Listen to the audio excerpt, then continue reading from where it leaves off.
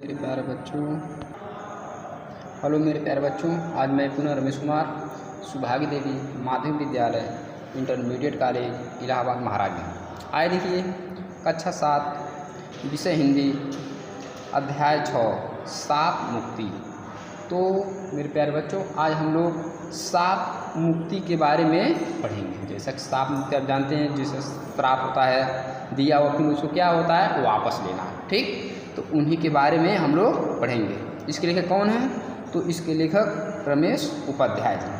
यानी प्रस्तुत कहानी में कहानीकार ने डॉक्टर प्रभात के माध्यम से अपराध बोध तथा प्रायश्चित स्वरूप मानव सेवा का व्रत लेने का चित्रण किया हुआ है। इसमें कौन है? डॉक्टर प्रभात, ठीक। तो किस रूप में व्रत लिए हुए हैं? मानव सेवा के लिए।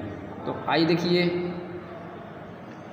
मैं बूढ़ी दादी की आंखों का इलाज कराने दिल्ली के एक बड़े प्रसिद्ध नेत्र चिकित्सक ने डॉक्टर प्रभात के पास गया। बता रहे हैं उसको कौन? नाती हैं जो बता रहे हैं कि मैं अपनी बूढ़ी दादी की, ठीक, आंखों का इलाज कराने के लिए कहाँ गए थे? दिल्ली में एक बड़े प्रसिद्ध नेत्र चिकित्सक, मतलब आँख के डॉक्टर के पास। वो कौन है? डॉक्टर प्रभात। यानी डॉक्टर प्रभात के पास गए हुए थे। लगभग दृष्टिहीन हो चुकी दादी को सहारा दिए जब मैं डॉक्टर प्रभात के कमरे में पहुंचा तो, यानी लगभग दृष्टिहीन मतलब बिना दिखाई दिए, यानी लगभग दिखाई न देना। वही बता रहे हैं कि लगभग दृष्टिहीन हो चुकी कौन? दादी को सहारा दिए जब मैं डॉक्टर प्रभात के कमरे में पहुंचा तो उन्होंने मुस्कुराते हुए दादी का स्वागत किया। कौन? डॉक्टर प्रभात। जब डॉक्टर प्रभात के पास अपनी दादी को लेकर पहुंचे तो डॉक्टर प्रभात ने भी मुस्कुराते हुए उनका स्वागत किया।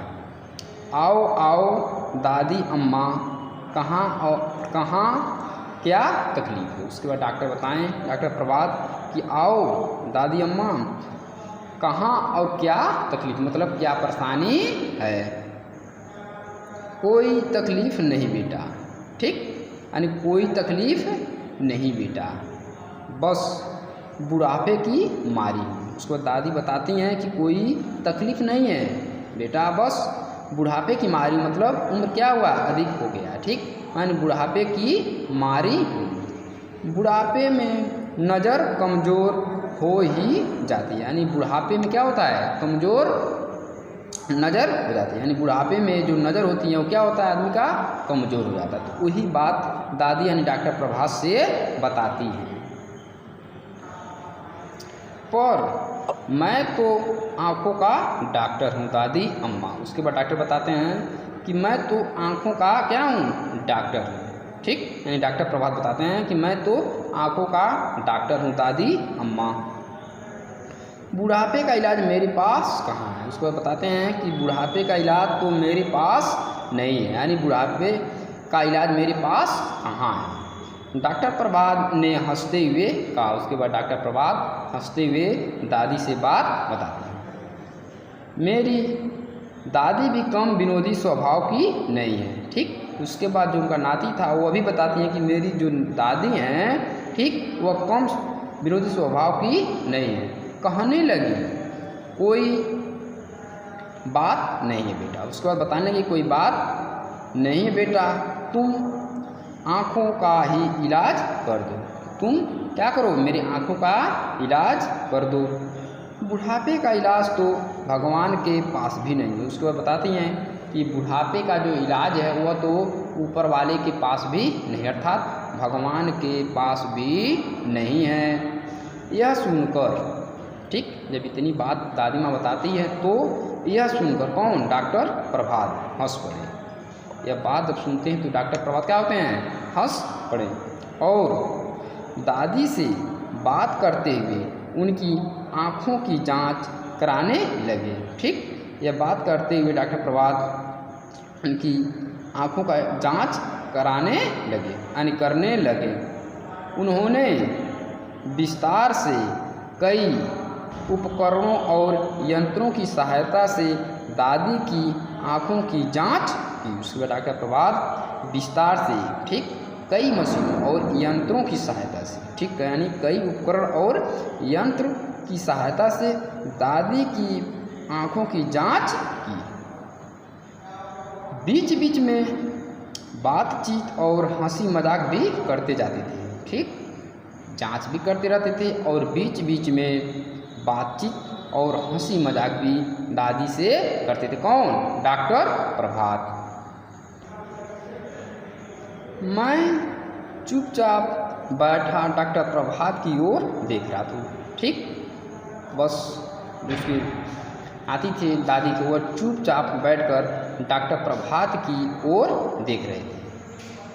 पहले तो मुझे उनकी हंसी ही कुछ जानी पहचानी लगी, ठीक, बता रहे हैं कि पहले तो मुझे कुछ उनकी हंसी ही कुछ जानी पहचानी लगी थी, ठीक, फिर ध्यान से देखने पर उनका चेहरा भी कुछ परिचित सा मालूम हुआ। उसके बाद दादी बताती हैं, ठीक, कि फिर ध्यान से देखने पर उनका चेहरा भी कुछ परिचित सा मालूम हुआ, ठीक, मतलब कहीं देखे हुए महसूस हो रहा था, लेकिन याद नहीं आ रहा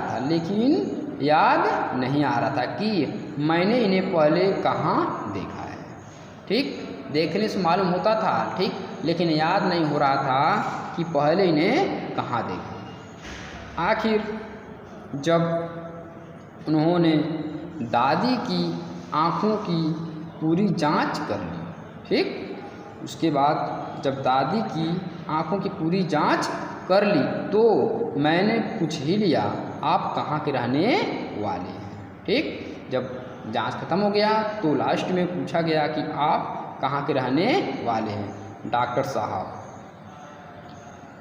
इलाहाबाद यानी प्रयागराज, इलाहाबाद मतलब प्रयागराज, जो इस समय किस नाम से है? प्रयागराज का हूँ। क्यों? डॉक्टर प्रभात बताते हैं कि मैं इलाहाबाद यानी प्रयागराज का रहने वाला हूँ। क्यों? अरे हम भी इलाहाबाद यानी प्रयागराज के ही हैं। तो बताते हैं कि मैं भी कहाँ का रहने वाला हूँ? इलाहाबाद यानी प्रयागराज का ही। दादी मुझसे पहले ही बोल उठी। उसके बाद दादी मुझसे यानी मुझके बताए हुए पहले यानी मुझसे कहे हुए, ठीक, यानी मुझसे पहले ही वह दादी भी बोल उठी। अच्छा, बड़ी खुशी हुई, ठीक, अच्छा क्या हुई? बड़ी खुशी, मतलब बहुत खुश हुई। डॉक्टर प्रभात ने सचमुच खुश होकर पूछा, इलाहाबाद यानी प्रयागराज में कहाँ रहते हैं आप लोग? उसके बाद डॉक्टर प्रभात पूछते हैं कि ठीक है इलाहाबाद में रहते हैं, तो आप लोग कहाँ रहते हैं? दादी ने ज्यों ही हमारे इलाहाबाद यानी प्रयागराज वाले घर का पता ठिकाना बताया। यानी दादी ज्यों ही इलाहाबाद में प्रयागराज वाले घर का पता ठिकाना बताया तो डॉक्टर प्रभात ने मेरी तरफ देखा। उसके बाद डॉक्टर प्रभात ने मेरी तरफ देखा और अचरज भरी प्रसन्नता से बोले। उसके बाद डॉक्टर अचरज में पड़े और प्रसन्नता यानी खुशी से बोले, अरे तुम बब्बू तो नहीं हो? उसके बाद डॉक्टर प्रभात बताते हैं कि अरे तुम तो बब्बू तो नहीं हो और तुम मंटू, ठीक, डॉक्टर प्रभात बताते हैं हाँ भाई मैं मंटू ही हूँ। मैं क्या हूँ? मंटी हूँ। मेरा नाम क्या है? मंटू ही हूँ। वाह यार तुम खूब मिले। उसके बाद डॉक्टर प्रभात बताते हैं अरे यार तुम खूब मुझसे मिले। तुम तो शायद जब दूसरी या तीसरी कक्षा में पढ़ते थे। डॉक्टर प्रभात बताते हैं कि शायद जब तुम दूसरी या तीसरी कक्षा में क्या करते थे? पढ़ते थे, तभी अपने परिवार के साथ दिल्ली चले आए थे। तभी मैं अपने परिवार के साथ कहाँ चला आया था? दिल्ली, है ना? वाह, मुझे तो स्वप्न में भी आशा नहीं थी। उसके बाद बताते हैं कि मुझे स्वप्न में भी आशा नहीं थी कि जीवन में फिर कभी तुमसे भेंट होगी। डॉक्टर प्रभात बताते हैं मुझे जीवन में आशा नहीं था कि तुमसे कभी भेंट होगी। सच बड़ी खुशी हुई। सचमुच में क्या हुई? बड़ी खुशी हुई। बहुत खुश हूँ, बहुत प्रसन्न हूँ तुमसे मिलकर। मुझे भी, मैंने अत्यंत प्रसन्न होकर कहा। उसके बाद बताते हैं कि मैं अत्यधिक प्रसन्न होकर उससे कहा। तभी डॉक्टर प्रभात ने दादी का चेहरा ध्यान से देखा। उसके बाद तभी डॉक्टर प्रभात ने दादी का चेहरा ध्यानपूर्वक देखने लगे, यानी ध्यानपूर्वक यानी ध्यान से देखा और अचानक उनकी मुस्कान लुप्त हो गई। ठीक, उसके बाद अचानक उनकी जो मुस्कान था डॉक्टर प्रभात का, जो खुशी था, वह तुरंत गायब हो गया। चेहरा किसी दुखदाई स्मृति में कालसा हो आया। मालूम ऐसा होने लगा कि जो चेहरा था किसी दुखदाई मतलब दुख भरी, ठीक, स्मृति में काला सा हो आया। मालूम पड़ा कि कितनी दुख आ पड़ी। दादी की अत्यधिक कमज़ोर आँखों को डॉक्टर के चेहरे का यह भाव परिवर्तन नज़र नहीं आया। उसके बाद डॉक्टर का जो चेहरा था यह भाव परिवर्तन नज़र नहीं आया।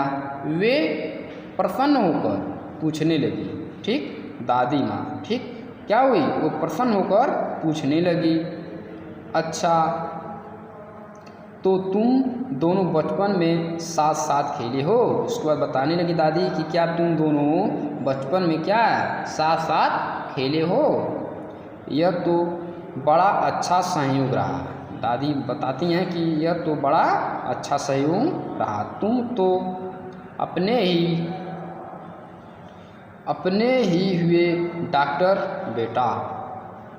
दादी माँ बताती हैं कि तुम तो अपने ही निकले, ठीक, यानी अपने ही हुए डॉक्टर। हाँ, तुमने अपना क्या नाम बताया? उसके बाद दादी बताते हैं कि तुमने अपना नाम क्या बताया? मंटू। इलाहाबाद यानी प्रयागराज में हमारे पड़ोस में एक वकील रहती थी, ठीक, बताती हैं कि इलाहाबाद प्रयागराज में हमारी पड़ोस में यानी हमारे घर के बगल में एक वकील रहते थे। उनके लड़के का नाम भी कुछ ऐसा ही था। दादी माँ बताती हैं जो वकील थे हमारे पड़ोस में, उनके लड़के का नाम भी कुछ ऐसा ही था। बड़ा बदमाश लड़का था। और बताती हैं कि वो लड़का कैसा था? बहुत बदमाश, यानी बहुत शरारती था। डॉक्टर प्रभात ने कोई उत्तर नहीं दिया। उसके बाद डॉक्टर प्रभात दादी की बात को सुनते रहे और कोई उत्तर नहीं दिया, यानी कोई उत्तर नहीं दिया। वे सहसा बहुत गंभीर हो गए हैं, ठीक, वे अचानक बहुत कैसे हो गए? गंभीर हो। कौन? डॉक्टर प्रभात। दादी के लिए दवाई का पर्चा लिखते हुए उन्होंने कहा, दादी के लिए दवा लिखते हुए यानी पर्चा लिखते हुए कहा, ये बातें फिर कभी होगी, ठीक, ये बातें फिर कभी होगी। दादी अम्मा बाहर और भी कई रोगी इंतज़ार कर रहे हैं। इसको डॉक्टर प्रभात बताएं कि दादी अम्मा बाहर और भी रोगी हैं जो क्या कर रहे हैं? इंतज़ार कर रहे हैं, इसलिए अब ये सब बातें बाद में होंगी। मैं तुम्हारी दवाई लिख रहा हूँ, ठीक। डॉक्टर प्रभात क्या कर रहे हैं? दवाई लिख रहे हैं। किनका? दादी अम्मा। बाज़ार से मंगवा लेना और दिन में 3 बार आँखों में डालती रहना। बताते हैं कि ये दवा बाज़ार से मंगवा लेना और दिन में 3 बार आँखों में डालती रहना, यानी आँखों में डालते रहना। फिर अगले सप्ताह आज के ही दिन आ जाना। उसके बाद बताते हैं कि अगले जो सप्ताह आएगा, ठीक, और आज के ही दिन पुनः यहाँ आ जाना। तुम्हारी आँखों का ऑपरेशन करना होगा। तुम्हारे आँख को क्या करना होगा? ऑपरेशन करना होगा, ठीक, डॉक्टर प्रभात बताते हैं। घबराना मत, ईश्वर ने चाहा तो तुम्हारी आँखें अच्छी हो जाएंगी। उसको बताएं कि घबराना नहीं, और ईश्वर यानी भगवान चाहें तो तुम्हारी आँखें क्या होंगी? अच्छी हो जाएंगी, ठीक हो जाएंगी। बाहर आते ही दादी ने मुझसे पूछा, उसके बाद बाहर आते ही दादी ने मुझसे पूछा, यह उसी वकील का बेटा मंटुआ था ना? उसको बताते हैं कि यह उसी वकील का बेटा ठीक कौन? मंटुआ था ना? हाँ दादी, ठीक बचपन में मेरे साथ पढ़ता था। जो उनका नाती था, ठीक वो बताता है कि बचपन में क्या मेरे साथ पढ़ता था। बस, तो अब इसके पास दोबारा आने की ज़रूरत नहीं है। उसके बाद दादी बताती हैं कि जो हो गया, अब इसके पास दोबारा आने की ज़रूरत नहीं है। मैं इस दुष्ट के हाथों अपनी आँख नहीं फुड़वाऊँगा। बताती हैं कि मैं इस दुष्ट के हाथ मैं अपनी आँखें अब नहीं फुड़वाऊँगा। कैसी बातें करती हो, ठीक, कैसी बातें करती हो, कैसी बातें करती हूँ दादी, यह तो बहुत माना हुआ डॉक्टर। वो बताते हैं कि यह तो उनके जो नाती तो बताते हैं, दादी यह तो बहुत माना हुआ डॉक्टर है और अब तो अपनी जान पहचान का भी निकल आया, और अब तो यह अपनी जान पहचान का भी निकल आया है। उसे दुष्ट क्यों कह रही हो, ठीक, उसे दुष्ट क्यों कह रही हो? तुम भूल गया इसने वहाँ इलाहाबाद में क्या किया था? वो बताती हैं दादी माँ कि क्या तुम भूल गए कि इलाहाबाद में क्या किया था? उसके बाद उनके नाती जो थे वो बताते हैं कि क्या किया था। अरे तुझे याद नहीं? इसने मोहल्ले के, ठीक, इसने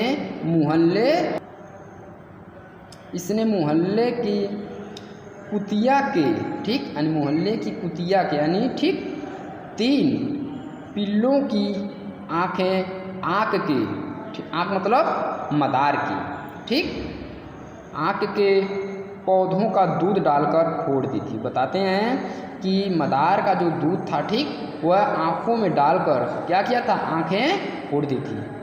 मैं सचमुच ही सब कुछ भूला हुआ था। वो बताते हैं नाती कि सचमुच में क्या मैं सब कुछ भूला हुआ था। तूने तो यह, ठीक, यानी उसकी जो दादी के जो पोते थे वो बताते हैं कि सचमुच मैं भूला हुआ था।